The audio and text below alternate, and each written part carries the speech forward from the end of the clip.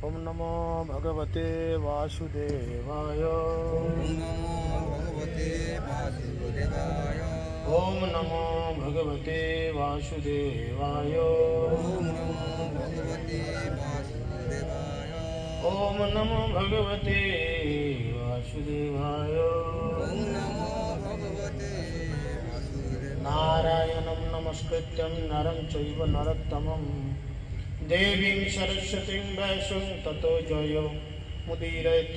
मुखं करोति वाचालं पङ्गुं लङ्घयते गिरिं यत्कृपातमहं वन्दे श्रीगुरुं दीनतारिणं परमानन्दमाधवं श्रीचैतन्यैश्वरं श्रीचैतन्यमनयविष्टं स्थापितं येन भूतले स्वयं रूप कदा मह्यं ददाति शुभदान्तिकम्।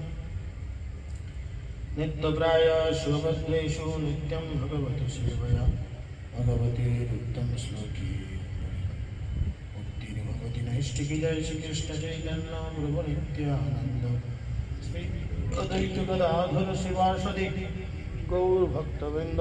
हरे कृष्ण कृष्ण कृष्ण हरे हरे, हरे राम राम राम हरे हरे। हरि ओम तत्सत। हरे कृष्ण। प्रात्यहिक चैतन्य चरितामृत अध्ययने आपनादेर सकलके स्वागतम। आमरा गतदिन अध्ययन करेছি যে চৈতন্য মহাপ্রভু বৃন্দাবনে অবস্থান করছেন, তাই তো শুনেছি। আর বৃন্দাবনে অবস্থানরত অবস্থায় তিনি কি কি সেখানে শ্রবণ করেছেন, কি কি শ্রবণ করেছেন? সুখ শাড়ির কথা। সুখ কার হয়ে কথা বলে? সুখ কৃষ্ণের কথা বলে। আর শাড়ি শ্রীমতী রাধারানীর কথা বলে। দুজনে ঝগড়া করেছে, দুজনে কৃষ্ণের কাছে যে যেমন পেরেছে তার প্রভুর গুণগান করেছে। আর মহাপ্রভু সেই গুণগান শ্রবণ করে। আর মহাপ্রভু সেই গুণগান শ্রবণ করে পাগলের মতো ধুলোতে লুটোপুটি খেয়েছেন। আর মহাপ্রভুর শরীরের মধ্যে কাঁটা বিঁধেছে। তখন বলভদ্র ভট্টাচার্য তাকে কোলে করে তুলে নিয়ে গিয়ে তার বহির্বাস দিয়ে মুখে জল দিয়েছেন, হাওয়া করেছেন, কিন্তু তবু চেতনা ফেরেনি মহাপ্রভু। মহাপ্রভুর কানে হরিনাম করেছেন। মহাপ্রভু তখন ধীরে ধীরে ধীরে ধীরে তার বাহ্যিক চেতনা ফিরে গিয়েছে। এইভাবে মহাপ্রভু বৃন্দাবনে প্রবেশ করেই তিনি ব্রজবাসীদের যে কৃষ্ণের প্রতি প্রেম, কৃষ্ণের যে ব্রজে অদ্যপি অবস্থান, এই সম্পর্কে তিনি জেনেছেন। তো আজকে আমরা জানবো, বা এরপরে কতগুলি ক্লাসের মাধ্যমে আমরা জানতে পারবো মহাপ্রভু বৃন্দাবনে গিয়ে কি কি দর্শন করলেন, এবং দর্শন করে মহাপ্রভু সেখানে কিভাবে নিজেকে কৃষ্ণ ভাবনামৃত করে নিজেকে কৃষ্ণ প্রেমে মাতোয়ারা করলেন।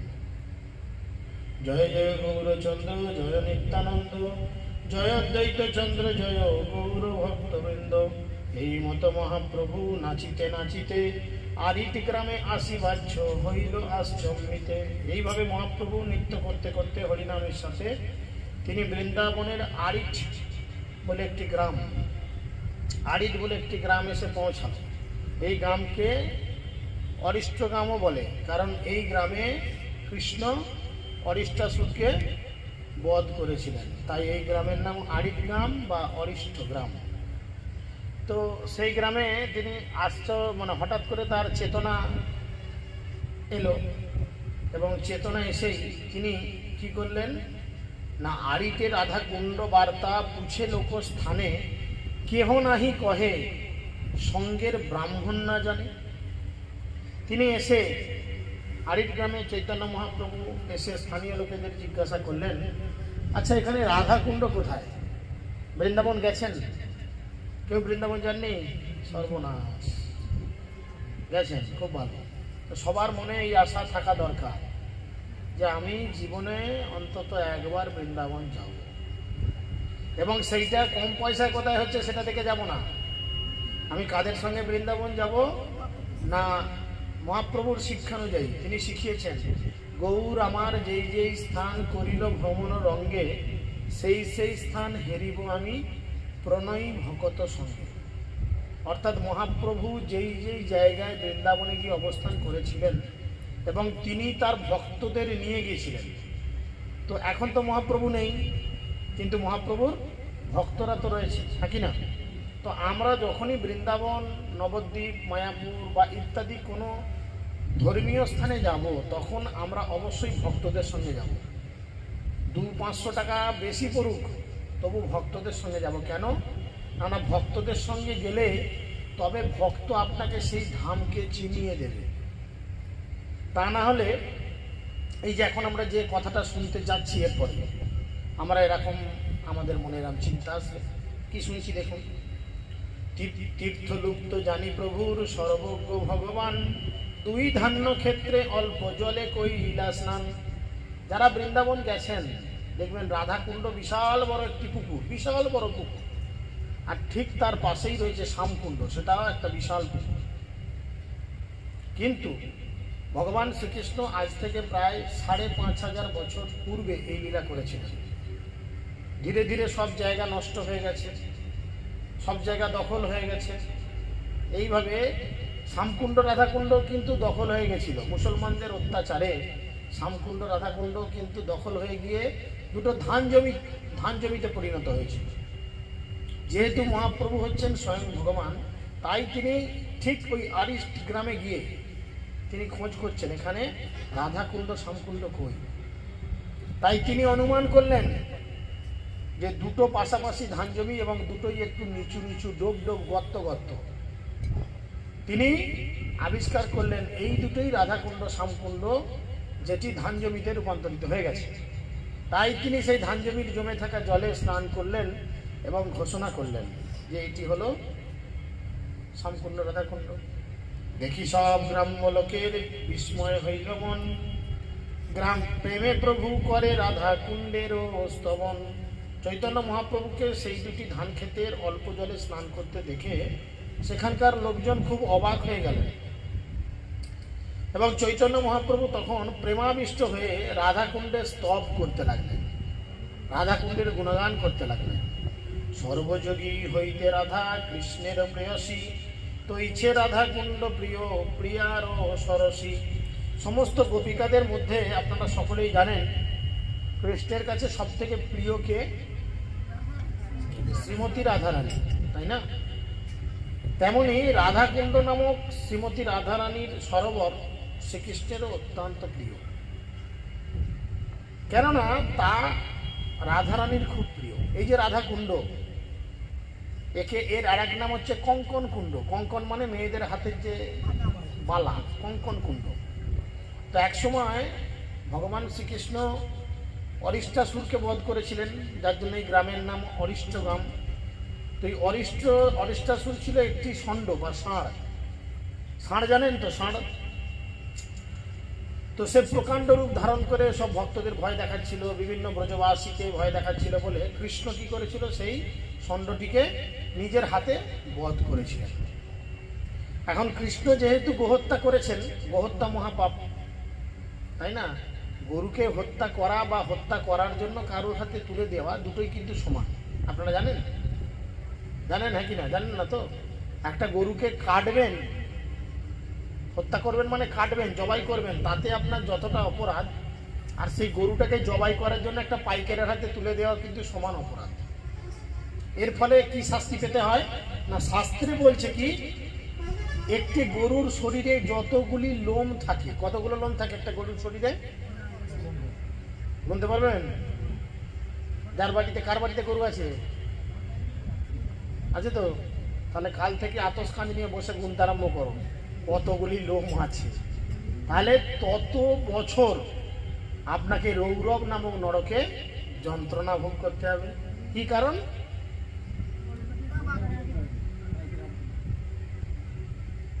চিন্তা করে দেখি আমরা কি করি। আমরা বলি আমাদের এই জগতে অনেকগুলি মা আছে, তার মধ্যে একটি মা হচ্ছে গোমাতা, তাই না? গরুকে গাভী মা বলা হয়, গোমাতা বলা হয়। কেন না, সেই গাভীর স্তন পান করে আমরা জীবন ধারণ করি। আমরা ছেলেবেলা থেকে যেমন কিছু না খেয়ে আমাদের মায়ের স্তন পান করে আমরা জীবন ধারণ করি, সেরকম যখন মায়ের স্তনে আর দুগ্ধ খরিত হয় না, তখন আমরা কার স্তন পান করি, কার দুধ খাই? গোমাতার দুধ খাই। এবং সেটা কতদিন খাই? বুড়ো বয়স পর্যন্ত, যতদিন না আমরা মরি, তাই না? তাহলে সে এক মা। তাহলে সেই মা যখন দুধ দিচ্ছে না, গরুরও তো এরকম অবস্থা আসে, বুড়ো বয়স হয় আর বাচ্চা কাচ্চা হয় না, দুধ হয় না, তখন আমরা কি করি? সেই গরুকে তুলে দিই না?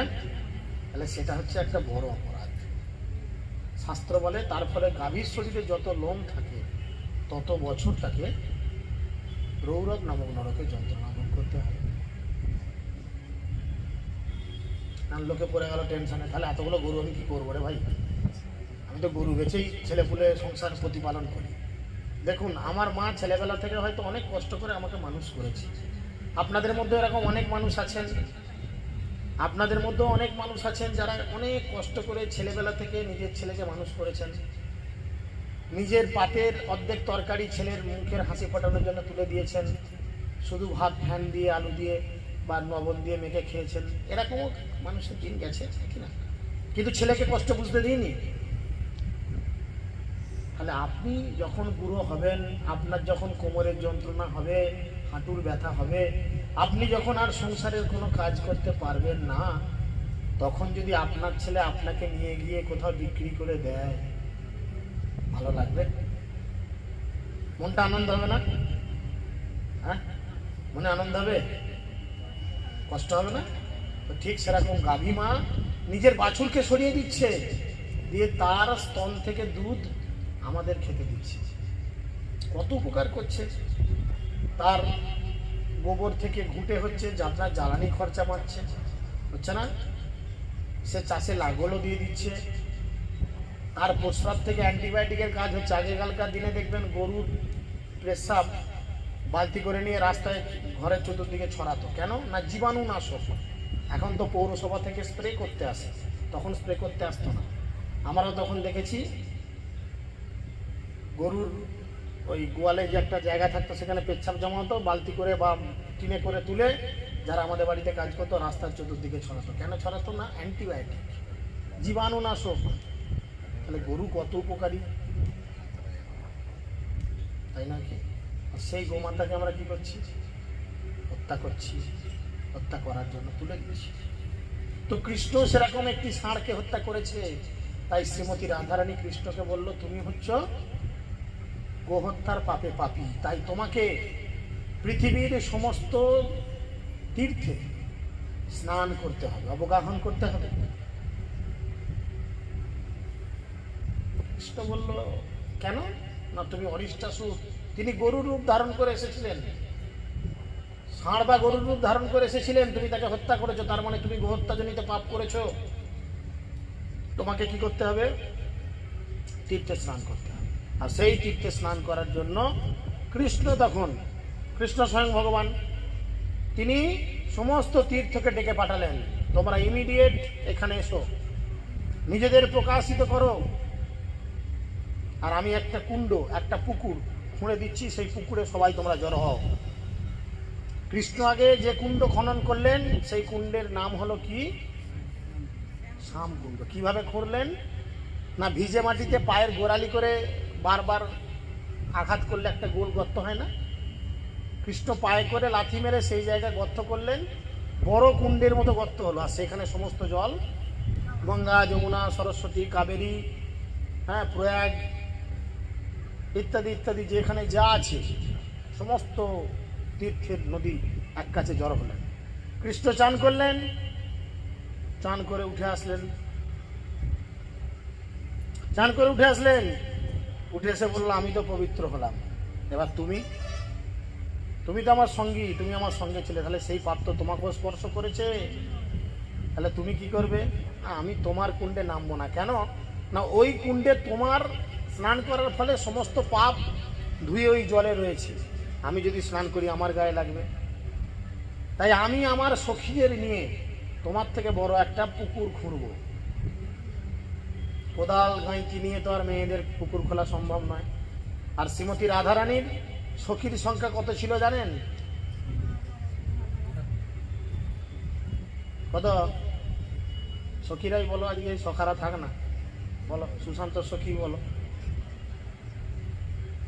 রাধারানীর সখীর সংখ্যা কত?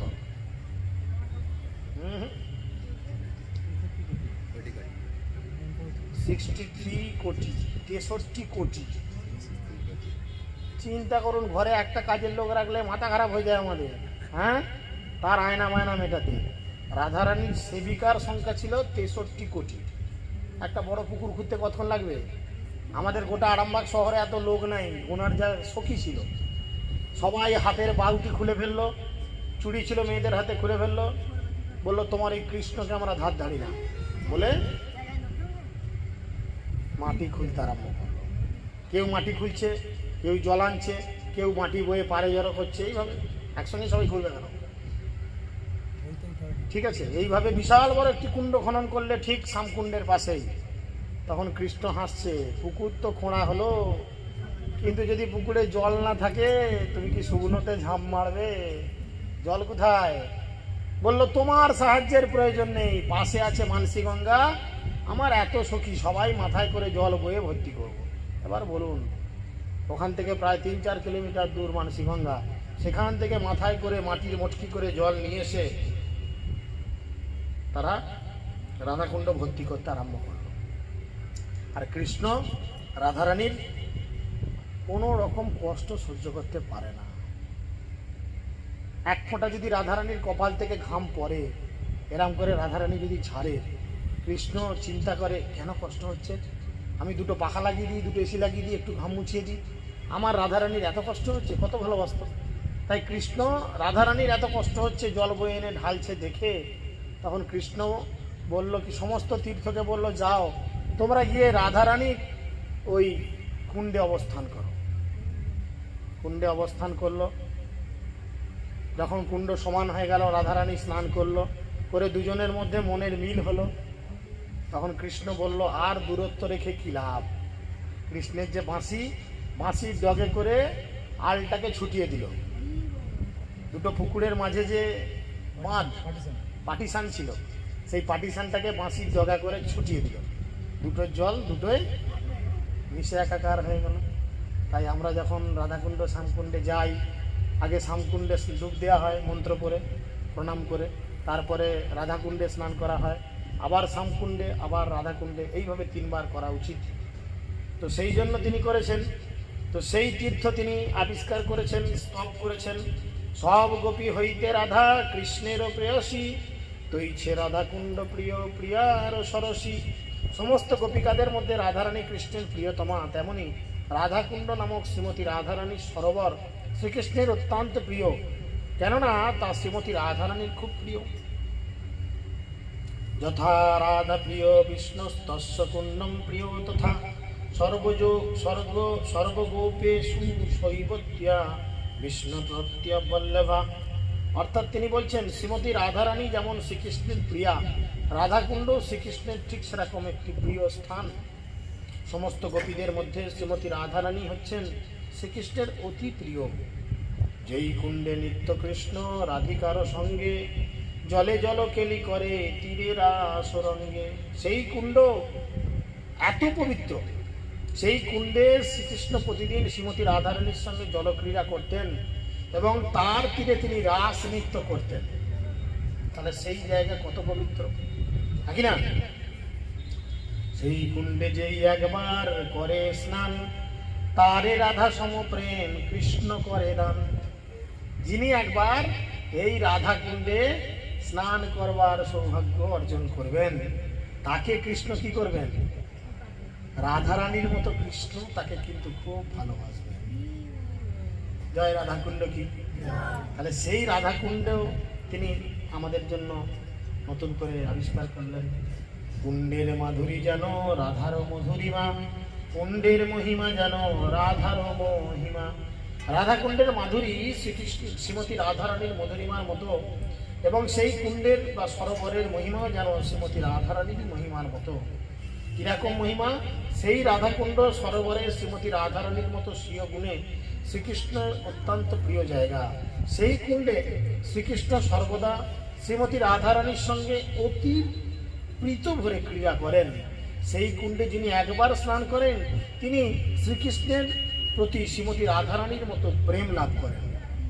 রাধারানী কৃষ্ণকে কতটা ভালোবাসতো, কতটা ভালোবাসতো মেপে বলতে পারবেন? কতটা ভালোবাসতো বলা যাবে? একটা উপমা দিয়ে বলুন কতটা ভালোবাসতো। নিজের প্রাণের চেয়েও বেশি? কি প্রশ্ন করছিস না উত্তর দিচ্ছিস? উত্তর দিচ্ছিস, খুব ভালো, খুব ভালো, ঠিকই বলেছে, নিজের প্রাণের থেকেও বেশি। না না, খুব ভালো। রাধার কষ্ট কৃষ্ণ একদম সহ্য করতে পারে না, ঠিকই বলেছি। রাধারানী কষ্ট যেমন কৃষ্ণ সহ্য করতে পারে না, তেমন কৃষ্ণের কষ্ট।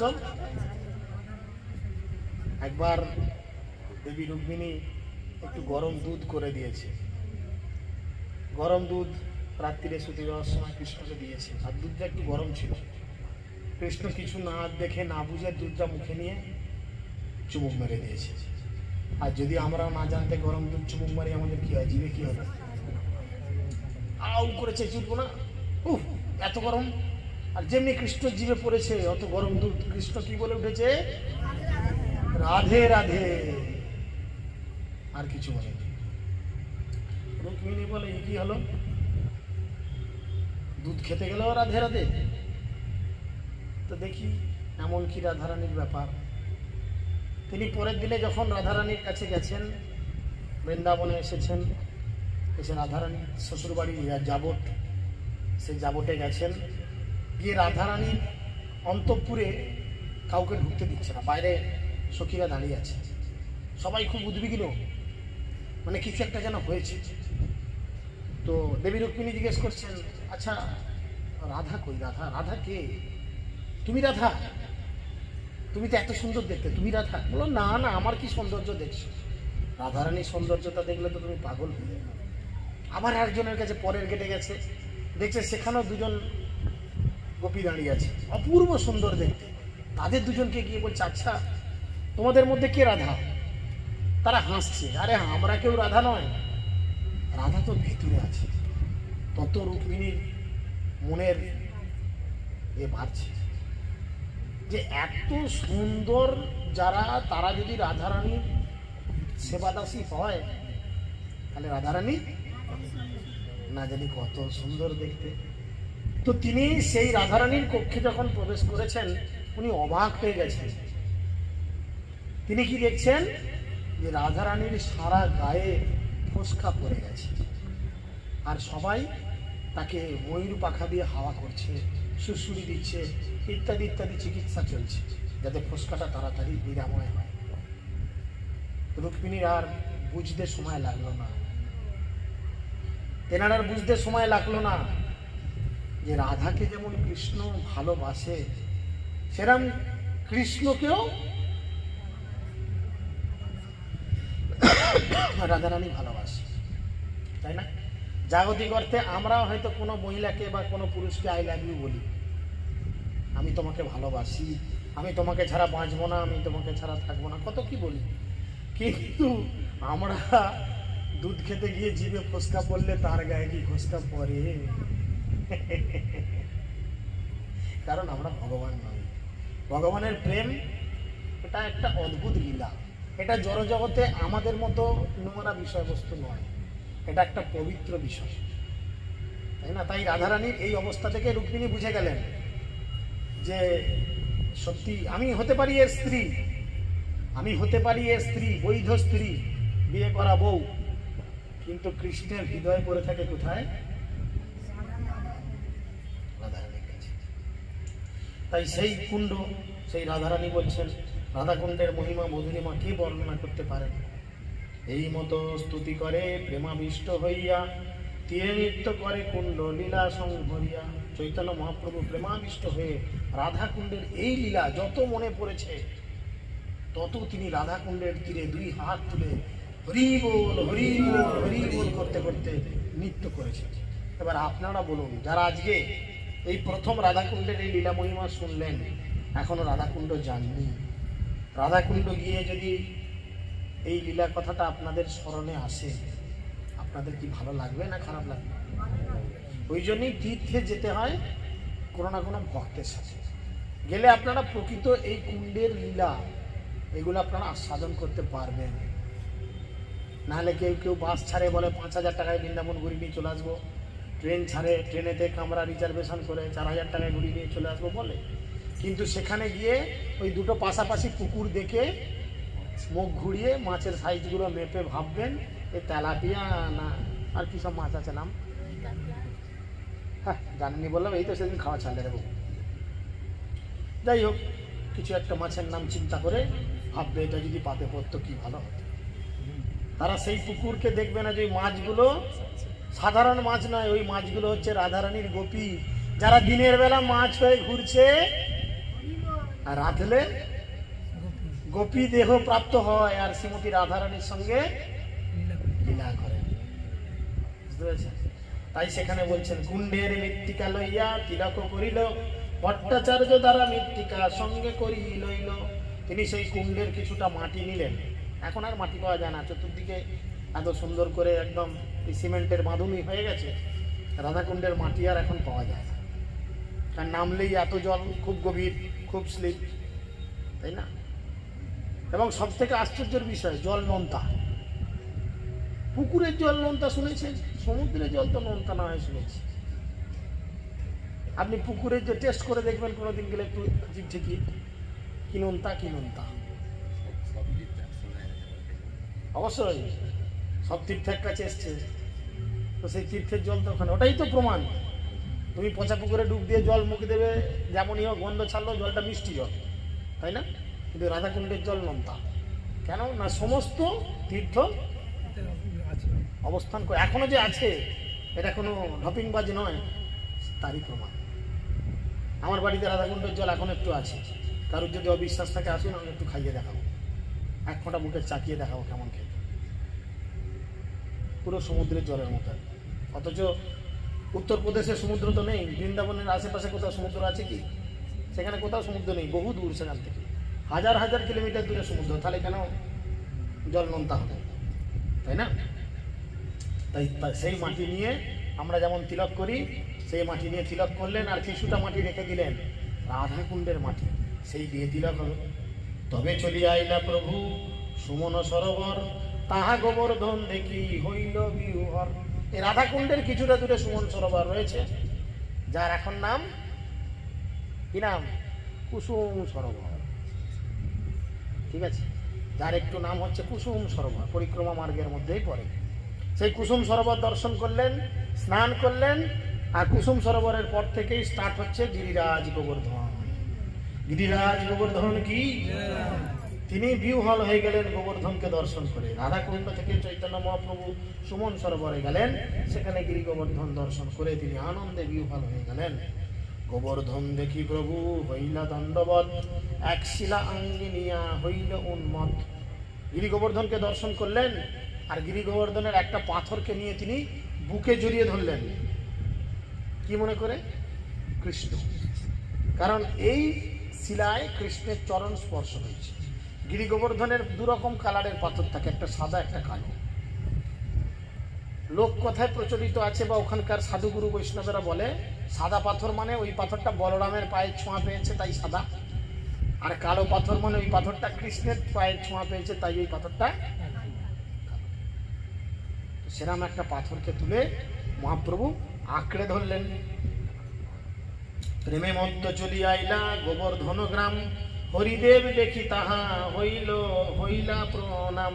প্রেমে মত্ত হয়ে চৈতন্য মহাপ্রভু গোবর্ধন গ্রামে আসলেন, সেখানে হরিদেবের বিগ্রহ দর্শন করে তিনি প্রণতি নিবেদন করলেন। মথুরা পদ্মের পশ্চিম দলে যার বাস, হরিদেব নারায়ণ আদি পরকাশ। হরিদেব নারায়ণের এক অবতার এবং তার বাস মথুরা রূপ পদ্মের পশ্চিম পাপড়িতে। এই যে নবদ্বীপ, আপনারা সবাই নবদ্বীপ নাম শুনেছেন। নবদ্বীপ কথার অর্থ কি? 9টা দ্বীপ রয়েছে, 9টা দ্বীপ সমন্বিত যে অঞ্চল তাকে বলে নবদ্বীপ। এই যে আরামবাগ, আরামবাগ বলতে আপনারা কোনখানটাকে বুঝাবেন? বোঝান, বল। আরামবাগ বলতে এটাও তো আরামবাগ, আমার বাড়িও তো আরামবাগ, আমারও তো পায়রা বাড়ি, সেটাও তো আরামবাগ। তাহলে আরামবাগ বলতে প্রপার কোন একটা জায়গাকে বোঝাচ্ছে না, একটা বিশাল এলাকাকে নিয়ে সেই এলাকাটা হচ্ছে আরামবাগ। আর সেই আরামবাগের মধ্যে 19টা ওয়ার্ড রয়েছে, সেই 19টা পাবড়ি রয়েছে, 19টা ফাইল রয়েছে। যেই ফাইলের একটার নাম পল্লীশ্রী, যেই ফাইলের একটার নাম নপাড়া সুপাড়া, যেই ফাইলের একটার নাম ভাটার মোড়, যেই ফাইলের একটার নাম গড়বাড়ি, যেই ফাইলের একটার নাম পুরাতন সবজি বাজার, ইত্যাদি ইত্যাদি। তো ঠিক সেরকম নবদ্বীপ 9টা দ্বীপ নিয়ে গঠিত, সেরকম বৃন্দাবনেও 12টা বন নিয়ে গঠিত, 12 বন বৃন্দাবন। সেই 12 বনের 12টি পাপড়ির মধ্যে মথুরা মণ্ডল হচ্ছে এক পাপড়ি। আর এই হরিদেব ভগবান তিনি মথুরা মণ্ডলে অবস্থান করতেন। হরিদেব আগে নাচে প্রেমে মত্ত হইয়া, সব লোক দেখিতে আইল আশ্চর্য শুনিয়া। মহাপ্রভু এমন নৃত্য করছে, তার নাচ দেখার জন্য লোক জুটে যাচ্ছে। এই যে আজকে চতুর্দিকে কালী পুজো হচ্ছে, কান পেতে দেখুন, গুদুম গুদুম গুদুম গুদুম করে হচ্ছে। কি যে হচ্ছে জানি না, মাতালের নাচ চলছে, কত লোক নাচ দেখতে যাচ্ছে। মদ খেয়ে কেমন লোকে নাচে দেখে আছে, তাই না? মহাপ্রভু নাচছে, তিনি কিন্তু মাতাল, মদের মাতাল নয়, কৃষ্ণ নামের মাতাল, কৃষ্ণ নামের মাতাল। কৃষ্ণ নামরূপ রস এমন পান করেছেন যে সে মাতাল হয়ে নাচছে, এমন নাচছে যে প্রচুর লোক তাকে দেখার জন্য সেখানে আসছে। প্রভু প্রেম সৌন্দর্য দেখি লোকে চমৎকার, হরিদেবের ভৃত্য প্রভুর করিল সৎকার। হরিদেব ভগবানের সামনে দেখে যিনি হরিদেবের পূজারী, তিনি কি করলেন, মহাপ্রভুকে অনেক মালা দিলেন, মহাপ্রভুকে প্রসাদ দিলেন, ওনাকে খুব সুন্দরভাবে আপ্যায়ন করলেন। ভট্টাচার্য ব্রহ্মকুণ্ডে পাকি যাইয়া কইল, ব্রহ্মকুণ্ডে স্নান করি প্রভু ভিক্ষা কইল। এই গিরি গোবর্ধনের মধ্যে কতগুলি কুণ্ড পড়ে, তার মধ্যে একটি হচ্ছে ব্রহ্মকুণ্ড। এই ব্রহ্মকুণ্ডে তিনি বল্লভদ্র ভট্টাচার্য রন্ধন করলেন। উনি মহাপ্রভুর সেবক ছিলেন। মহাপ্রভু অন্য কারোর হাতে খাবার খায় না, বৈষ্ণবের হাতে ছাড়া খাবার গ্রহণ করে না। তাদের যত সমস্যাই হোক, হোটেলে খেয়ে নেবো এই চিন্তা ভাবনা তাদের থাকে না। ব্রহ্মকুণ্ডে স্নান করে চৈতন্য মহাপ্রভু সেখানে অবস্থান করলেন এবং বলভদ্র ভট্টাচার্য রান্না করা খাবার দাবার প্রসাদ রূপে গ্রহণ করলেন। সেই রাত্রি রহিলা হরি দেবেরও মন্দিরে, রাত্রে মহাপ্রভু করে মনে তো বিচারে। গোবর্ধন উপরে আমি কভু না চড়িব, গোপাল রায়ের দর্শন কেমনে পাইব।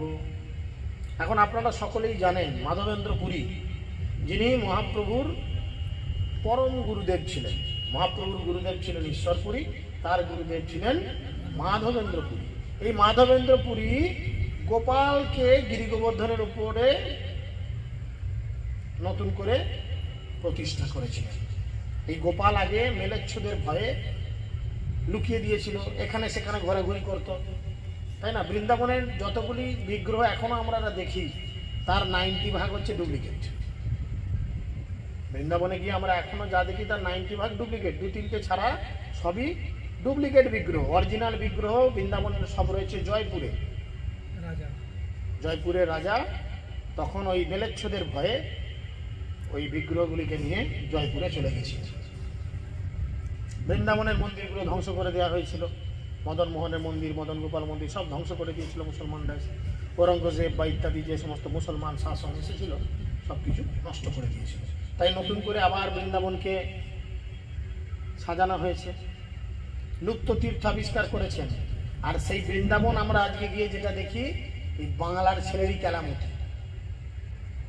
চৈতন্য মহাপ্রভুর কৃপায় তার 2জন সৈনিক, 2জন নয় 3জন সৈনিক বলা ছিল, সনাতন গোস্বামী, রূপ গোস্বামী এবং তারই কাকাতো ভাই জীব গোস্বামী, 3জন মিলে বৃন্দাবনের প্রতিটা লুপ্ত তীর্থকে উদ্ধার করেছেন।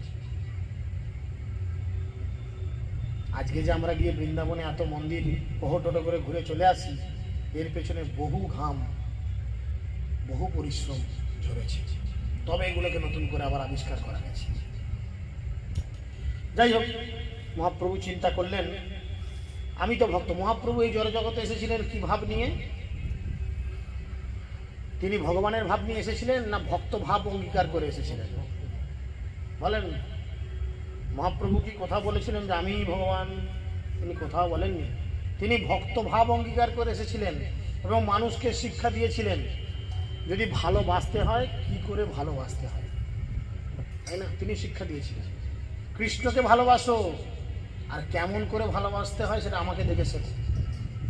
মহাপ্রভু সেই শিক্ষা দিয়েছিলেন, তাই তিনি শিক্ষা করলেন ওই গোবর্ধন পর্বতের উপরে তো গোপাল রয়েছে, আমি কি করে গোবর্ধন পাহাড়ের উপরে উঠে গোপালকে দর্শন করি? কেন এই গিরিরাজ গোবর্ধন ইনি তো সাক্ষাৎ ভগবান কৃষ্ণ, আমি এর গায়ে কি করে পা দিই? যার জন্য এখনো ভক্তরা কেউই গিরি গোবর্ধনের ওপরে ওঠে না। গিরি গোবর্ধনের সাইডে পরিক্রমা মার্গ এখন মথুরা বৃন্দাবন ট্রাস্টি থেকে সুন্দর রাস্তা করে দিয়েছে। যারা খালি পায়ে হাঁটে তাদের জন্য একদম সেই বালিমাটির রাস্তা, পায়ে লাগবে না এতটুকু। আর যারা আমার মতো খানা খাওয়া লোক জুতোগুতো না পরে চলতে পারে না, তাদের জন্য এমনি পিচ রাস্তা, পরিষ্কার হাঁটতে পারবে। যারা আমাদের থেকে অথর্ব তাদের জন্য টোটো, পয়সা ফেলবে টোটো ঘুরিয়ে দেবে তোমায়। যাই হোক, এই গিরিরাজ গোবর্ধন পরিক্রমা সকলের জীবনের প্রয়োজন, অন্তত একবার, বুঝতে পেরেছেন? তাই তখন কি করে গোপাল রায়ের দর্শন করবেন সেই চিন্তা করছে। এই মনে করি প্রভু মৌন করি রইলাম, জানিয়া গোপাল কিছু ভাঙ্গি উঠাইলা। এই মনে করে শ্রী চৈতন্য মহাপ্রভু মৌন হয়ে রইলেন এবং শ্রী চৈতন্য মহাপ্রভুর মনের কথা জেনে গোপাল কিছু চাতুরি করলেন। ভক্তের, শুদ্ধ ভক্তের হৃদয় সবসময় ভগবান অবস্থান করেন। ভগবান মন্দিরে থাকে না, ভগবান মন্দিরে থাকেন না। ভগবান নিজে বলছেন নাহং তিষ্ঠামি বৈকুণ্ঠে, আমি বৈকুণ্ঠে থাকি না। যোগিনম হৃদয়ম ন চমে, আমি যোগীদের হৃদয়ে থাকি না। আমি কোথায় থাকি না, মদভক্ত যত্র গায়ন্তী তত্র তিষ্ঠামি নারদ। হে নারদ, আমার ভক্তরা যেখানে আমার গুণগান করে আমি সেই স্থানে আমার ভক্তদের মাঝে অবস্থান করি। এই যে ভগবানের কথা হচ্ছে, ভগবান এই ছবিতেও নেই, লোক দেখানো ছবি, ভগবান এই মন্দিরেও নেই। ভগবান এইখানে কোনো না কোনো রূপে আমাদের মধ্যে রয়েছে। মশামাছি হয়েও থাকতে পারেন, সূক্ষ্ম দেহে বাতাস হয়েও থাকতে পারেন, কিন্তু তিনি আছেন। কেন না, এখানে তার গুণগান করা হচ্ছে, তিনি কান পেতে শুনছেন। আহা, আমার কথা ভক্তরা এত সুন্দর করে আস্বাদন করছে। আপনার নিয়ে যদি কোথাও গুণগান করা হয়, আপনার ভালো লাগবে না খারাপ লাগবে? কি মনে হবে? ধরুন আপনি একটা ঘরের পাশ দিয়ে যাচ্ছেন, সেই ঘরে আপনার যা বা আপনার দেওর আছে, তারা আপনাকে নিয়ে আলোচনা করছে, আপনি সঙ্গে সঙ্গে দাঁড়িয়ে যাবেন না? কান পেতে কি বলছে শুনে, না গো তোমার বৌদি খুব ভালো, তোমার বৌদি এত সুন্দর রান্না করে না, হ্যাঁ সত্যি আলু পোস্তটা এত দারুণ বানায়, চিন্তার বাইরে, আমি তো আঙুল চেটে খাই। তখন কি হবে, ভেতরটা কি হবে? ভালো লাগবে না বিরক্ত লাগবে? ভালো লাগবে না। ঠিক সেরকম ভগবানের গুণগান যেখানে হয় সেখানে ভগবান নিজে এসে কান পেতে শোনে, আর ভগবান খুব আনন্দিত হয়। তাই ভগবানের কথা যেখানে হয় সেখানে কোনো ডিস্টার্ব করা উচিত নয়। মোবাইল, হ্যালো, এই ছোটো ছেলেপুলে দিয়ে ক্যাচর ম্যাচর বা অন্যান্য বিভিন্ন পরিস্থিতি, অন্যান্য কোনো কাজ ভগবানের কথা চলাকালীন কখনো করা উচিত নয়। এতে কি হয়, ভগবানের চরণে অপরাধ হয়। আমি কি জন্য বাড়িতে বৈষ্ণবদের ডেকেছি? ভগবানের কথা শোনার জন্য না, আমি কিভাবে আমার বাড়িতে কাজ করি সেটা দেখানোর জন্য। আমাদের এইরূপ চিন্তা ভাবনাগুলো পাল্টানো প্রয়োজন। যাই হোক, এখন যেহেতু ভক্ত চিন্তা করেছে আমি তো উঠবো না পাহাড়ের উপরে, কিন্তু আমি গোপালকে কি করে দেখব, তখন গোপাল মনে মনে একটা চিন্তা করে, এত মনে করি প্রভু মৌন করি রহিলা, জানিয়া গোপাল কিছু ভঙ্গি উঠাইলা। তিনি কি ভঙ্গি করতে লাগলেন? নিজেকে কৃষ্ণ ভক্ত বলে অভিমান করে চৈতন্য মহাপ্রভু যখন গোবর্ধন পর্বতে আরোহণ করবেন না বলে সংকল্প করেছিলেন, তখন গোপাল স্বয়ং গোবর্ধন পর্বত থেকে নিচে নেমে এসে তাকে দর্শন দিয়েছিলেন। আপনি ভগবানের মন্দিরে যেতে পারবেন না, কিন্তু আপনার হৃদয় যদি ভগবানের জন্য প্রকৃত কান্না করে, তখন কি হবে না, সেই ভগবান নিজে স্বয়ং তখন আপনাকে দর্শন দান করার জন্য সেই স্থানে নিজেকে উপস্থিত করাবেন। অন্নকূট গ্রামে গোপালের স্থিতি, রাজপুত লোকের সেই গ্রামেরও বসতি। যারা বৃন্দাবন পরিক্রমা করেছেন, বিশেষ করে গোবর্ধন পরিক্রমা করেছেন, সেই গোবর্ধন পরিক্রমার মাঝে একটি গ্রাম আছে, যে গ্রামের নাম হচ্ছে আনোয়ার গ্রাম বা অন্নকূট গ্রাম, বুঝেছেন? সেই গ্রামে সমস্ত কি মানুষের বসবাস? সেই গ্রামে সমস্ত রাজপুতদের বসবাস। তারা কি করছেন? তারা সেখানে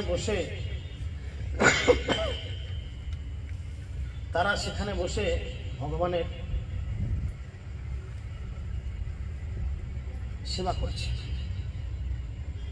কতগুলো জিনিস আমাদের শেখা দরকার। যখন কোথাও ভগবানের কথা হয়, তখন আমি যত বড় ভিভিআইপি হই না কেন, আমার এমন কোনো আচরণ বা আমার এমন কোনো উপস্থিতি না হবে যে ভগবানের কথা ছেড়ে ভক্তরা আমাকে আপ্যায়ন করার জন্য চাইবে। এই শিক্ষাগুলো আমাদের পাওয়া দরকার। দরকার পড়লে আমি সিঁড়ির নিচে বসবো, আমি যত বড় মাপের ভক্তই হই, আমি ভগবানের থেকে তো বড় নই। ভগবানের কথা হচ্ছে মানে ভগবান নিশ্চিন্তে চোখ বন্ধ করে তারই কথা শুনছে, তার ভক্তরাও শুনছে। হঠাৎ দেখা গেল 2-4 জন কোনো ভক্ত এমন এলো, তাদের জন্য ভগবানের কথাকে বিঘ্নিত করে প্রভু আসুন, প্রভু বসুন, প্রভু এই করুন, প্রভু তাই করুন। এতে কি হলো? ভগবানের চরণে অপরাধ বাড়লো বই কমলো না। এই শিক্ষাগুলো আমাদের পাওয়া দরকার। আমিও কোনোদিন যদি এইভাবে আসি, আমাকেও রেসপেক্ট করার দরকার। আমি আমার মতো জায়গায় ঠিক বসে যাই। এই শিক্ষাগুলো আমাদের অবশ্যই পাওয়া দরকার, তা নাহলে কিন্তু এই ছোট ছোট ভুল ভক্তি জীবনকে নষ্ট করে। যাই হোক, ক্ষমা করবেন। তো তখন তিনি বলছেন, আজি রাত্রে পালহনা রহিও একজন, ঠাকুর লইয়া ভাগো আসিবে কাল যবন। সেই অন্নকূট গ্রামের কি ঘটনা ঘটেছিল মহাপ্রভু তখন বলতে আরম্ভ করলেন। স্বপ্ন দিয়েছে, বলছে আজ রাতে তোমরা সকলেই গ্রাম থেকে পালিয়ে যাও, একজনও এই গ্রামে থেকো না, আর ভগবানের যে বিগ্রহ তোমরা সঙ্গে করে নিয়ে চলে যাও, কেননা কালকে যবনরা এই গ্রাম আক্রমণ করবে। গোপাল স্বপ্ন দিচ্ছে, তৎকালীন স্বপ্ন দিয়েছে, সেই ঘটনা মহাপ্রভু বলছেন। শুনিয়া গ্রামের লোক চিন্তিত হইল, প্রথমে গোপাল লইয়া গাঁঠুলি গ্রাম থইল। সে কথা শুনে সমস্ত গ্রামবাসীরা অত্যন্ত চিন্তিত হলেন এবং তারপর তারা গোপালকে নিয়ে গাঁঠুলি গ্রামে গেলেন। বিপ্র গৃহে গোপালের নিভৃতে সেবন, গ্রাম উজার হইল পালাইল সর্বজন। একজন ব্রাহ্মণের বাড়িতে কি এসেছে, থাক না, ঝামেলা হচ্ছে না, যেমন আছে একজন ব্রাহ্মণের বাড়িতে বিপ্রের বাড়িতে গোপালকে রেখে দিয়ে সমস্ত গ্রাম ফাঁকা করে চলে গেল। আর ওকে যে তাড়াচ্ছি, আমরা কি জানি যে ওই ভগবান? ভগবানের লীলা বোঝা খুব মুশকিল। একটা ব্যাংক দেখে তাকে তাড়িয়ে যা, তুলে ফেলে দাও, ঠেঙি তাড়িয়ে দাও। ভগবান বললো, হায় রে, আমি তো যে কোনো রূপ যে কোনো সময় ধারণ করে যেতে পারি, আমি সেই রূপ ধারণ করে গেলাম আর তোরা আমাকে চিনতে পারলি না, ঘেঁটা জিতে করে দাঁড়িয়ে দিলি, তাহলে তোরা কি রূপের ভক্ত? হ্যাঁ না, পৃথিবীর শুধু না, ব্রহ্মাণ্ডের সকলে এই কৃষ্ণ কথা শুনবার অধিকার রয়েছে। ব্যাঙ, কুকুর, ছাগল, গরু, হাঁস, মুরগি, এই যে গাছপালা, এরা মুখে বলতে পারে না, কিন্তু এরা কৃষ্ণ নাম শ্রবণ করার ফলে এদের জীবন ধন্য হয়। যাই হোক, চিন্তিত হইল। বিপ্রগৃহে গোপালের নিভৃতে সেবন, গ্রাম উজার হইল পালাইল সর্বজন। হইছে মেলেচ্ছ ভয় গোপাল ভাগে বারে বারে, মন্দির ছাড়ি কুঞ্জে রহে কৃপা গ্রাম অন্তরে। এখন এই লীলাগুলি গোপালের ইচ্ছা হয়েছে আমি মন্দিরে বেশি দিন থাকবো না। তিনি ইচ্ছা করেছেন আমি মন্দিরে বেশি দিন থাকবো না, আমি এবারে কি করব, এই ব্রজমণ্ডলের বিভিন্ন ব্রাহ্মণের বাড়িতে ঘুরে বেড়াবো, তাই না? তাই তিনি কি করেছেন, আজকে এর বাড়ি, কালকে তার বাড়ি, এই করে তিনি গ্রাম থেকে গ্রামান্তরে ঘুরে বেরোতে লাগলেন। প্রাতঃকালে প্রভু মানুষ গঙ্গায় করি স্নান, গোবর্ধন পরিক্রমায় করিলা প্রয়াণ। ভোরবেলা চৈতন্য মহাপ্রভু মানুষ গঙ্গায় স্নান করে গিরি গোবর্ধন পরিক্রমা শুরু করলেন। গিরি গোবর্ধন পরিক্রমা এইভাবে শুরু করতে হয়। মানসী গঙ্গায় স্নান করে যারা থাকে, এবার স্নান মানে কি, আপনি জলে ডুব দিয়েও স্নান করতে পারেন, অথবা আচমন করেও স্নান করার সমান ফল লাভ করতে পারেন। তাই পরিক্রমা শুরুর প্রারম্ভে আমরা মানসী গঙ্গায় বা কুসুম সরোবরে যে কোনো একটা জায়গায় আমরা আচমন করি বা কেউ কেউ স্নানও করে, করে সেখানে দণ্ডবত প্রণাম করে গোবর্ধনের কাছে, গিরিরাজের কাছে প্রার্থনা করা হয়, হে গিরিরাজ, আপনি কৃপা করুন, আপনি কৃপা করুন যাতে আমি সুস্থভাবে সশরীরে আপনাকে প্রদক্ষিণ করে ঘুরে আসতে পারি। ফলে গিরিরাজকে পরিক্রমা করলে অন্তত 7 বার দণ্ডবত প্রণাম করতে হয়। দেয়ার আর 7 টাইমস, 7 বার টোটালটা ঘোরার মধ্যে। আপনি যে টোটাল গিরিরাজ পরিক্রমা করবেন 22 কিলোমিটার রাস্তা, এর মধ্যে 7 বার আপনাকে প্রণাম করতে হবে। সেটা আপনি আপনার সময় মতো করবেন। প্রণাম করেছেন। গোবর্ধন দেখি প্রভু প্রেমাবিষ্ট হইয়া নাচিতে নাচিতে চলিল 1 শ্লোক পড়িয়া। গিরিরাজ গোবর্ধনকে দর্শন করে মহাপ্রভুর তো খুব আনন্দ, কারণ গিরিরাজ গোবর্ধন স্বয়ং ভগবান, ঠিক আছে। তাকে দেখে নাচতে নাচতে শ্লোক পাঠ করলেন এবং পাঠ করতে করতে তিনি ছুট লাগলেন। কি শ্লোক বললেন না, হস্ত অয়ম অমনি আবলা হরিশর বাবা রামকৃষ্ণ চরণ স্পর্শ প্রমদ মানম তনতি সহজত পানীয় সুবসল কন্দর কৌমাদলই। এই গোবর্ধন পর্বত ইনি হচ্ছেন বৈষ্ণব প্রধান। যেহেতু ইনি কৃষ্ণ বলরামের চরণ স্পর্শ লাভ করে আনন্দে উৎফুল্ল হয়ে গাভী এবং গোপাঙ্গনাদের সঙ্গে কৃষ্ণ বলরামকে গোপগণের পানীয় জল ও খাদ্য এবং ঘাস কন্দমূল ইত্যাদির দ্বারা তর্পণ করেছেন। এই গিরি গোবর্ধনের প্রতিটা পাহাড়ের, প্রতিটা পাথরে, প্রতিটা ধূলিকানায় আজও কৃষ্ণ বলরামের চরণ স্পর্শ রয়েছে। এবং এই গিরিরাজ কি করেছেন, তিনি গোটা ব্রজভূমিকে রক্ষা করেছেন। তখন ব্রজভূমির মানুষের কি জীবিকা ছিল? মোবাইল ব্যবসা ছিল, কি ছিল? গোপালন, গরুর পালন। এক একটা বাড়িতে 10 লক্ষ 20 লক্ষ করে গরু থাকতো। কত থাকতো? এখন কটা করে থাকে? একটা কি দুটো, তাও গরু নয়, বড় বড় রাম ছাগলের মতো সাইজ। খেতে পড়তে পায় না, গরুর পাঁজরা বেরিয়ে গেছে, মুখ শুকিয়ে গেছে, চোয়াল ঢুকে গেছে, বিড়ি টেনে টানে এমন অবস্থা, কিছু করার নেই, তাই না? তখন এক একটা বাড়িতে নন্দবাবার বাড়িতে 9 লক্ষ গাভী ছিল। নন্দবাবা নাম শুনেছেন? নন্দবাবা কৃষ্ণের পিতা, নন্দবাবা, নন্দ ঘোষ। কত গাভী ছিল? 9 লক্ষ গাভী ছিল। তাহলে গোয়ালটা কত বড় ছিল? এখনো সে গোয়াল আছে। বৃন্দাবনে গেলে এখনো সেই গোয়াল দেখতে পাবেন, তবে ভগ্ন দশা, ছোট হয়ে গেছে, ভেঙে ভেঙে লোক দখল করে নিচে বিভিন্ন জায়গায়। কিন্তু সেই গোয়ালের কিছু অংশ আজও আমরা নন্দগ্রামে ঢোকার পূর্বে দর্শন করতে পারি। তাহলে যার বাড়িতে 9 লক্ষ গরু, তার কতগুলো মুনিশ কিরিসেন লাগে রে ভাই, হ্যাঁ? ওই খরচুবি কুচাতে, খেতে দিতে, গরুগুলোকে চান করাতে, গাই ধুইতে, বাছুরগুলোকে সামালতে, তাহলে কত লোক লাগে? 1000 খানেক লোক তো লাগবে নিশ্চয়ই, হ্যাঁ? হ্যাঁ কি না? লাগবে কি না? না 2-4 জনে হয়ে যাবে? 1000 খানেক লোক আমি কম বলছি, হয়তো 10-20 হাজার লোক লাগবে নাকি?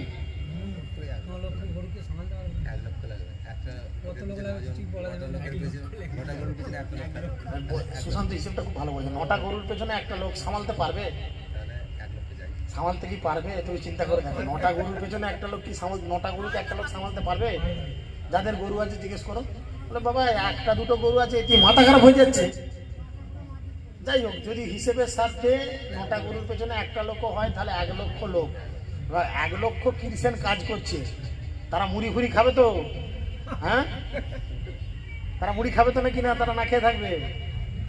তাহলে 1 লক্ষ লোককে মুড়ি খাওয়াতে, 1 লক্ষ লোককে মুড়ি খাওয়াতে কত কুইন্টাল মুড়ি লাগবে? এরা শুধু মুড়ি খাবে, তরকারি তো কিছু চাই রে ভাই, আলুর দম হোক, ঘুগনি হোক, কিছু একটু তো চাই, বা তেলে ভাজা হোক, কিছু তো চাই। তাহলে তাদের রান্না করতে ক কুইন্টাল আলু ঘাঁটতে হবে। তার জন্য কতজন রাঁধুনি দরকার। তখন তার মিক্সি থাকে না, ফসফস করে ঘুরিয়ে দিল, হামাল দিস্তা করে তাদের মশলা ঢুকা হতো। কত মশলা সারাদিনে লাগতে পারে। তাহলে চিন্তা করে দেখুন, এগুলো অবিশ্বাস হলেও কিন্তু সত্য। দ্রাপর যুগে এই ঘটনা ছিল, আমরাই দেখেছি। আমাদের বাড়িতেই তখন 20 খানা গরু মোষ ছিল। 3টে কিরিসেনে মাথা খারাপ হয়ে যেত সমালতে, সব 3টে কিরিসেনে মাথা খারাপ হয়ে যেত। ওই আমার ছোট কাকিমাদের যেখানটা খামার, ওইখানটা গোটাটা গোয়াল ছিল, লম্বা গোয়াল। 2 জোড়া মোষ ছিল, তারপরে গরু ছিল প্রায় 12টা-14টা, আমরা নিয়ে আমার নিজের চোখে দেখা। তা বাছুর ছিল, বাছুরের জন্য আলাদা একটা খাটাল ছিল, গরুর জন্য আলাদা খাটাল ছিল, সব ডাবা করা ছিল, মানে এরম গোল গোল টাইপের, সেখানে সব খড় চুবি দেওয়া হতো। আবার অন্দরমহল ছিল গরুর, এটা গোয়ালের বাইরে, সন্ধে হলে গোয়ালের ভেতরে ঢুকিয়ে দেওয়া হতো। সেখানে ওই গরুর পেচ্ছাপ ঘাঁটা যে ভিজে খড়, ওইগুলো বেশ ধোঁয়া হতো, ধোঁয়া দেওয়া হতো যাতে মশা না খায়। 3টে লোক ছিল, বলছো 3টে লোক ছিল। আমি ছেলেবেলা থেকে আমার বাড়িতে দেখেছি এই 20-22টা মোষ গরুকে সামালতে 3টে লোকের মাথা খারাপ হয়ে যেত। সকাল থেকে এক দুপুর তাদের মুড়ি খাওয়ার টাইম পেত না তারা। তাহলে নন্দ বাবার কি অবস্থা হতো চিন্তা করে একবার দেখুন, তাই না? তো যাই হোক, তিনি বলছেন যে গিরি গোবর্ধন এইভাবে আমাদের কৃপা করত। গোবিন্দ কুণ্ডাদি তীর্থে প্রভু কইল স্নান, তাহা শুনিয়া গোপাল গেল গাঁঠুলি গ্রাম। চৈতন্য মহাপ্রভু তারপর গোবিন্দ কুণ্ডে স্নান করলেন। এই গোবিন্দ কুণ্ড হচ্ছে গিরি গোবর্ধন পরিক্রমার ঠিক মাঝপথ, 11 কিলোমিটারের মাথায়। এইভাবে গোল করে ঘুরছে। তো এই দিক থেকে আপনি আরম্ভ করে যখন এইখানে আসলেন, হাফ রাস্তা হলো, সেখানে গোবিন্দ কুণ্ড বলে একটি কুণ্ড আছে, সেখানে স্নান করা হলো। আবার সেখানে স্নান করলেন, সেখানে অনেক লীলা রয়েছে।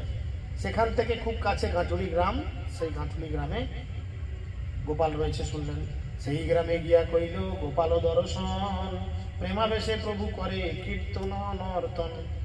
সেখান থেকে অনতি দূরে আছে গাঁঠুলি গ্রাম, সেই গাঁঠুলি গ্রামে গিয়ে গোপালকে দর্শন করলেন এবং সেখানে নিত্য কীর্তন করলেন। গোপালের সৌন্দর্য দেখি প্রভুর আবেশ, এই শ্লোক পড়ি নাচে হইল দিন শেষ। গোপালের সৌন্দর্য দর্শন করে চৈতন্য মহাপ্রভু প্রেমাবিষ্ট হলেন এবং নিম্নলিখিত শ্লোকটি গাইতে গাইতে তিনি নাচতে লাগলেন এবং এইভাবে সেখানে দিন শেষ হল। কি শ্লোক পড়লেন?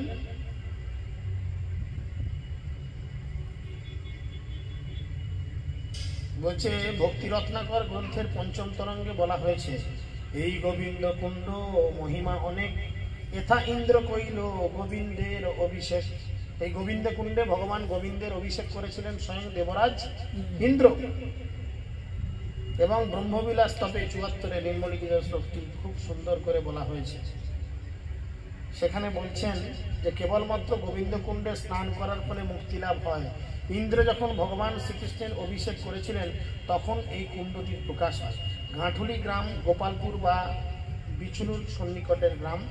জনশ্রুতি রয়েছে এখানে রাধাকৃষ্ণের প্রণয় গ্রন্থি বন্ধন হয়েছিল।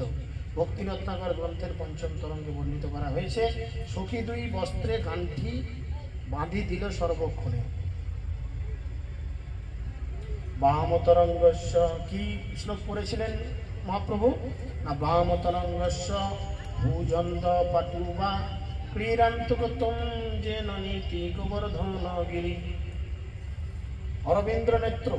অরবিন্দ্র নেত্র শ্রীকৃষ্ণ যে বাম ভুজের দ্বারা গিরিরাজ গোবর্ধনকে উত্তোলন করে খেলার সামগ্রীর মতো তাকে ব্যবহার করেছিলেন, সেই বাম ভুজন দণ্ড তোমাকে রক্ষা করুন। এই মতো 3 দিন গোপাল দেখিয়া 4th দিবসে গোপাল সমন্দিরে গেলা। এইভাবে চৈতন্য মহাপ্রভু 3 দিন গোপালকে দর্শন করলেন। আর 4 দিনের দিন গোপাল তখন আবার নিজের মন্দিরে পাহাড়ের ডগায় আবার উঠে পড়লেন। দেখুন, গোপাল নিজে নেমে আসলো গাঁঠুলি গ্রামে। কার জন্য নেমে এলো? মহাপ্রভুকে দর্শন দেওয়ার জন্য। মহাপ্রভু 3 দিন ধরে 2 চোখ ভরে গোপালকে দর্শন করলেন। আর দর্শন করার পরে 4 দিনের দিন আবার গোপাল তার মন্দিরে ফিরে গেল। গোপালের সঙ্গে চলি আইলা নিত্য গীত করি, আনন্দ কোলাহলে লোক বলে হরি হরি। চৈতন্য মহাপ্রভুর নিত্য গীত করতে করতে গোপালের সঙ্গে চললেন এবং আনন্দে লোকজন কোলাহল করতে করতে হরির ধ্বনি দিতে লাগলেন। গোপাল মন্দিরে গেলা প্রভুর রহিলা তলে, প্রভুর বাঞ্ছা পূর্ণ সব করিল গোপালে। গোপাল তার মন্দিরে ফিরে গেলেন এবং চৈতন্য মহাপ্রভু পর্বতের নিচেই রইলেন। এইভাবে গোপাল শ্রী চৈতন্য মহাপ্রভুর সমস্ত বাসনা পূর্ণ করলেন।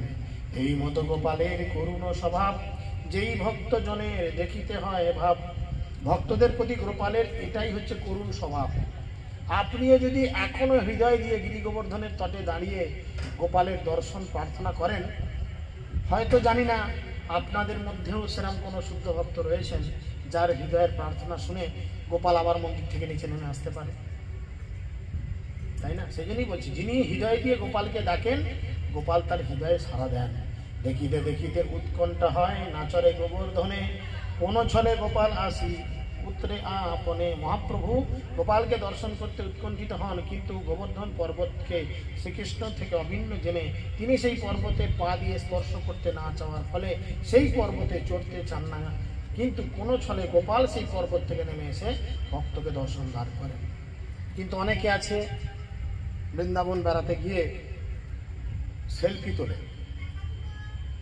না, পাহাড়ের উপরে উঠে পড়লো, সেখানে কোনো বেড়া নেই যে আপনাকে উঠতে কেউ বাধা দেবে। এটা আপনার মানসিকতা, এটা আপনার মানসিকতা। আপনি ইচ্ছা করলে ওই বেদির ওপর গিয়ে দাঁড়িয়ে করতে পারেন, আবার আপনি মনে করতে পারেন ওটা ভগবানের বেদি বা ঠাকুরের বেদি, ওটা আমার ওটার জন্য নয়। এটা আপনার মানসিকতা। আপনি জুতো পরে উঠতে পারেন, ঠাকুর ঠুকুর আপনাকে কেউ কিছু করবে না, আবার আপনি না উঠতে পারেন, এটা আপনার মানসিকতা। অনেকে আছে বৃন্দাবন বেড়াতে গিয়ে সেই পাহাড়ের উপরে বা পাথরের উপরে উঠে পড়ে কি করে, সেখানে গিয়ে সেখান থেকে সেলফি তোলে। কিসের উপর দাঁড়িয়ে? পাথরের উপর দাঁড়িয়ে। প্রতিটা পাথর তো কৃষ্ণ আর বলরাম, তাই না? তো সেই জন্য দর্শন দান করেছেন। কভু কুঞ্জে রহে কভু রহে গ্রামান্তরে, সেই ভক্ত তাহা আসি দেখিয়ে তাহারে। এই গোপাল কখনো কখনো কুঞ্জে থাকে, কখনো কখনো বিভিন্ন গ্রামে ঘোরে, কিন্তু যখনই কোনো ভক্ত হৃদয় দিয়ে একে প্রার্থনা করে, তখনই সেই ভক্তকে দর্শন দান করার জন্য তিনি সেখানে উপস্থিত হন। পর্বতে নাচরে দুই রূপ সনাতন, এই রূপে তা সবার দিয়াছে দর্শন। দেখুন কত সুন্দর এই বৃন্দাবনের বিভিন্ন লীলা, বলে সারা করা যাবে না। বৃন্দাবনের এত ভগবান শ্রীকৃষ্ণ রাধারানীর ছোট ছোট লীলা, শুদ্ধ ভক্তদের প্রতি কৃপা করুণা, এর কথা বলে শেষ করা যাবে না। বলতে বলতে রাত দিন ফুরিয়ে যাবে, একটা মুখ কম পড়বে, মনে হবে ব্রহ্মা কেন আমাকে একটা মুখ দিয়েছে। শত সহস্র অনন্ত কোটি মুখেও ভগবানের এই লীলা বলে শেষ করা যাবে না। বলছে এই রূপ গোস্বামী সনাতন গোস্বামী গোবর্ধন পর্বতে চড়তেন না, কিন্তু গোপাল এইভাবে তাদের দর্শন দান করেছিলেন। বুঝতে পেরেছেন? বৃদ্ধকালে রূপ গোসাই না পারে যাইতে, বাঞ্ছা হইল গোপালের সৌন্দর্য দেখিতে। রূপ গোস্বামীর বয়স হয়ে গেছে, এরা অনেক লীলা আছে। রূপ গোস্বামী পাদ কি করতেন? বৃন্দাবন থেকে গোবর্ধন প্রায় রাস্তায় 40 কিলোমিটার রাস্তা, সেই রাস্তা প্রতিদিন পায়ে হেঁটে আসতেন। গিরি গোবর্ধন এখনের মতো ছোট নয়, তখন অনেক বড় ছিল। গিরি গোবর্ধন প্রতিদিন তিল তিল করে মাটির মধ্যে ঢুকে যাচ্ছে, হয়ে যাচ্ছে, অভিশাপে, কুলস্থ মুনির অভিশাপে। তখন আরো বড় ছিল।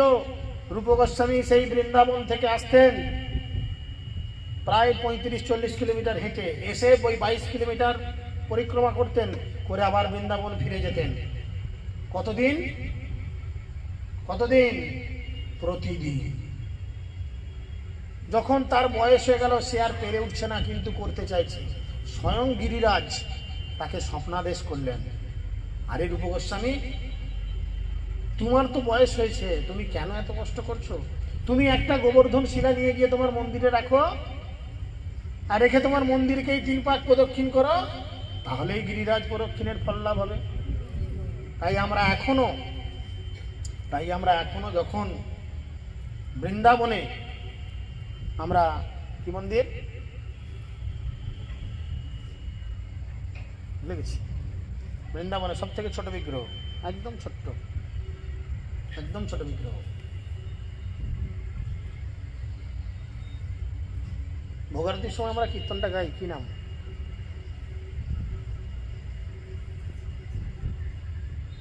শেষে জয় জয় গোবিন্দ গোবিন্দ গোপালের শেষে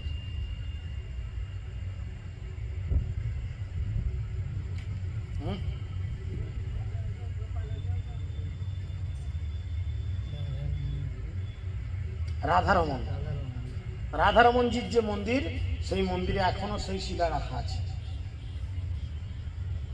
যারা গিরিরাজ গোবর্ধন পরিক্রমা করতে পারে না, হাঁটু ব্যথা, পায়ে ব্যথা, বয়স হয়ে গেছে, তারা রাধারমন মন্দিরেতে গিয়ে ওই মন্দির আর ওই শিলাকে পরিক্রমা করে নিতে পারেন 3 বার হাঁটু ধরে ধরে, তাহলে আপনার গিরিরাজ পরিক্রমা করার ফল লাভ হয়ে যাবে। বুড়ো বয়সে গিরিরাজ গোবর্ধন নিজে স্বপ্নাদেশ করলেন, বলছে বৃদ্ধকালে রূপ গোসাই না পারে যাইতে, বাঞ্ছা হইল গোপালের সৌন্দর্য দেখিতে। আবার একবার রূপ গোস্বামীর কি হলো, বুড়ো বয়সে ইচ্ছা হলো কি, আমি গোপালকে দেখব। মেলেচ্ছ ভয়ে আইলা গোপাল মথুরা নগরে, 1 মাস রইল বিঠ্ঠলেশ্বরের ঘরে। বৃদ্ধকালে তিনি দেখতে চাইলেন, তাই মুসলমানদের ভয়ে ভীত হয়ে লীলাবিলাস করার জন্য গোপাল তখন মথুরা নগরে কি করলেন, বিঠ্ঠল দেবের বাড়িতে অবস্থান করলেন 1 মাস। আর বৃন্দাবন থেকে মথুরা মাত্র 14 কিলোমিটার। টুকটুক করে বুড়ো বয়সে পায়ে হেঁটে চলে গেলেন। 1 মাস সে গোপালকে 2 চোখ ভরে দর্শন করলেন। মনে ইচ্ছা ছিল গোপালকে দেখব। গোপাল লীলা করলেন, আমি এখানে এসে গেছি, কাম হেয়ার, দেখে যান। শুধু চিন্তা করা, বৃন্দাবন এমনই একটা জায়গা যেখানে গেলে মানুষ পাগল হয়ে যায়। শুদ্ধ ভক্তিযোগে যখন বৃন্দাবনের মাটিতে আপনার চরণ স্পর্শ হবে, মনে হবে কি 33,000 ভোল্টেজের তার আপনার শরীরকে ছুঁয়ে যাচ্ছে। তো সেই জন্য দর্শন করেছেন। ভক্তি রত্নাকর গ্রন্থে 5ম তরঙ্গে বিঠ্ঠল দেব সম্বন্ধে বলা হয়েছে। বিঠ্ঠলের সেবা কৃষ্ণ চৈতন্য বিগ্রহ, তাহার দর্শনে হইল পরম আগ্রহ। শ্রী বিঠ্ঠলনাথ ভট্টাচার্যের তনয়, করিল যতে প্রীতি কইলে না হয়। ঘাটলি গ্রামের গোপাল আইল ছল করি, তারে দেখি নিত্য গীত মগ্ন গৌর হরি। শ্রীদাস গোস্বামী আদি পরমার্শ করি, শ্রী বিঠ্ঠলেশ্বরে কইল সেবা অধিকারী। পিতা শ্রী বল্লভ ভট্ট তার অদর্শনে, কতদিন মথুরায় ছিলেন নির্জনে। মথুরায় ছিলেন নির্জনে, সঙ্গে গোপাল ভট্ট দাস, রঘুনাথ ভট্ট গোসাই আর লোকনাথ। শিলরূপ গোস্বামী যখন মথুরায় অবস্থান করেছিলেন, তখন তার সঙ্গে গোপাল ভট্ট গোস্বামী, রঘুনাথ দাস গোস্বামী, রঘুনাথ ভট্ট গোস্বামী এবং লোকনাথ দাস গোস্বামী ছিলেন। ভূগর্ভ গোস্বামী আর শ্রীজীব গোসাই, শ্রী যাদব আচার্য আর গোবিন্দ গোসাই, শ্রী উদ্ধব দাস আর মাধব দুজন, শ্রী গোপাল দাস আর দাস নারায়ণ, গোবিন্দ ভক্ত আর বাণী দুজন, বাণী কৃষ্ণ দাস, পুণ্ডরীকাক্ষ ঈশান আর লঘু হরি দাস। এই সব মুখ্য ভক্ত লইয়া নিজ সঙ্গে, শ্রী গোপাল দর্শন কইল বহু রঙ্গে। 1 মাস রহি গোপাল গেলা নিজ স্থানে, শ্রীরূপ গোসাই আইল শ্রী বৃন্দাবনে। প্রস্তাব কবু গোপাল কৃপার আখ্যান, তবে মহাপ্রভু গেল শ্রী কাম্যবন। এরপর কি হলো না, গোপাল 1 মাস অবস্থান করে সে তার বাড়ি ফিরে গেল। এবং বাড়ি ফিরে যাওয়ার পর মহাপ্রভু কি করলেন, গিরি গোবর্ধন ঘোরা হলো। এরপরে পরবর্তী একটি দর্শন কাম্যবন। সেই কাম্যবনে মহাপ্রভু প্রবেশ করলেন। এবার কাম্যবনে মহাপ্রভু কি লীলা করলেন, আমরা কালকে নদীর ওপরে যে বন আছে আমাদের বায়ুগ্রাম বন, সেই বনেতে আমরা আলোচনা করব। তো যাদের ইচ্ছা লাগে যে মহাপ্রভু কিভাবে বৃন্দাবন ঘুরেছেন, আমরাও সেইভাবে বৃন্দাবন ঘুরব, তারা পরপর আমাদের এই লীলা কথাগুলো শ্রবণ করতে আসতে পারেন। সকলকে সুস্বাগতম। যারা আসতে পারবেন না, কোনো সমস্যা রয়েছে, হয়তো কোনো পক্ষে সম্ভব নয়, তারা আমাদের যে ইউটিউব চ্যানেল রয়েছে গৌরনিতাই টিভি, সাবস্ক্রাইব করতে পারেন। বাড়িতে বসে আপনি মোবাইলে এই সমস্ত ক্লাস শুনতে এবং দেখতে জানতে পারবেন। যদি যেতে না পারেন, আপনাদের মোবাইলে যে ইউটিউব রয়েছে সেখানে সার্চ করবেন গৌরনিতাই টিভি 1654, বুঝেছেন? সেখানে আমাদের গৌরনিতাইয়ের মুখ দেওয়া পিকচার দেখতে পাবেন, সেটাকে সাবস্ক্রাইব করবেন। আর প্রত্যেক দিনের ক্লাস আমরা ওখানে আপডেট দিই। যদি আপনি না যেতে পারেন, আপনি দিনের মধ্যে যখন খুশি আপনার সময় অনুযায়ী আপনি এই ক্লাসগুলিকে আবার সুন্দর করে শুনতে পারবেন। হরে কৃষ্ণ কৃষ্ণ কৃষ্ণ হরে হরে, হরে রাম রাম রাম হরে।